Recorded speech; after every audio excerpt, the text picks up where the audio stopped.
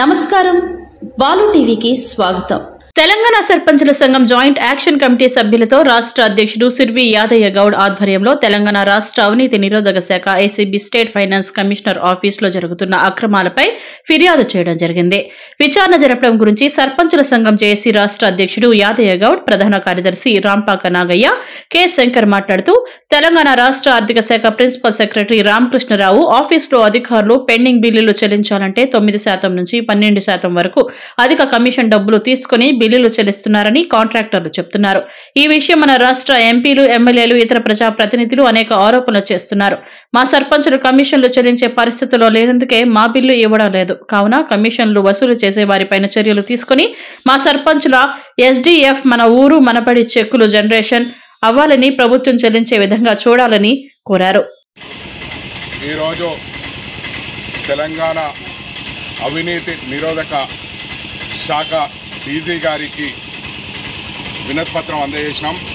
తెలంగాణ రాష్ట్రంలో ఆర్థిక శాఖ ఫైనాన్స్ కమిషన్లో జరుగుతున్న అవినీతి అక్రమాలపైన దర్యాప్తు జరిపించాలని, ఎందుకంటే పెద్ద కాంట్రాక్టర్లకు బిల్లులు చెల్లిస్తున్నారు।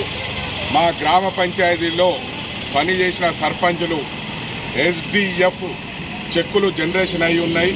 ఆ జనరేషన్ అయిన చెక్కుల అమౌంట్ ఇవ్వమంటే ఇచ్చేటందుకేమో వీలు పడతలేదు। అదేవిధంగా బడా కాంట్రాక్టర్లకు వారికి కోట్ల రూపాయల పెండింగ్ బిల్లులు రిలీజ్ చేస్తున్నారు। వాళ్ళు రిలీజ్ ఏ విధంగా చేస్తున్నారంటే, వాళ్ళు అవతల చెప్పుడు మాటలు ఏంటంటే 90% నుంచి 12% వరకు కమిషన్లు తీసుకొని వారికి బిల్లులు చెల్లిస్తున్నారు అనేందుకు క్లియర్గా కనపడుతుంది। ఎవరిని అడిగినా ఎక్కడిని అడిగినా కాంట్రాక్టర్లు చెప్పే ముచ్చట పర్సెంటేజీలు పెరిగినాయి, మాకు బిల్లులు ఇస్తున్నారు।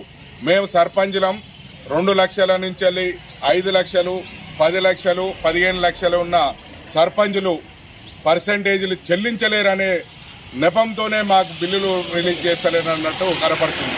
కాబట్టి ఈ రాష్ట్రంలో ప్రజాపాలన నడుస్తున్నందుకు అవినీతి అక్రమాలని అరికట్టి ప్రజలకు న్యాయం చేయాలి।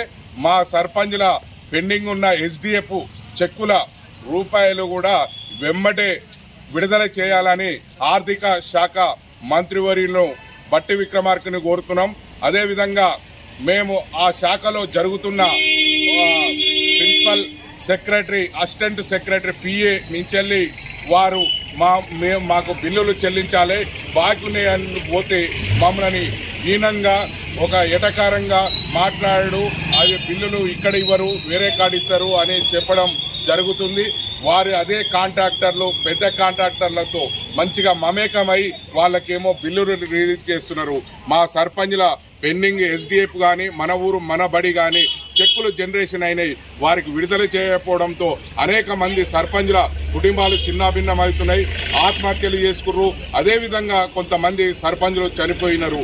ఈ మధ్య కాలంలోనే పేపర్లో చూస్తుంటే అనేక మంది సర్పంచులు అప్పులు చేసి అభివృద్ధి పనులు చేసిన పాపానికి వాళ్ళు అనేక మంది సూసైడ్ చేసుకున్నారు। కాబట్టి ప్రభుత్వం కళ్ళు తెరిచి మా సర్పంచులకు పెండింగ్ ఉన్న బిల్లులు రిలీజ్ చేయాలని ఈ ప్రభుత్వాన్ని కోరుతున్నాం।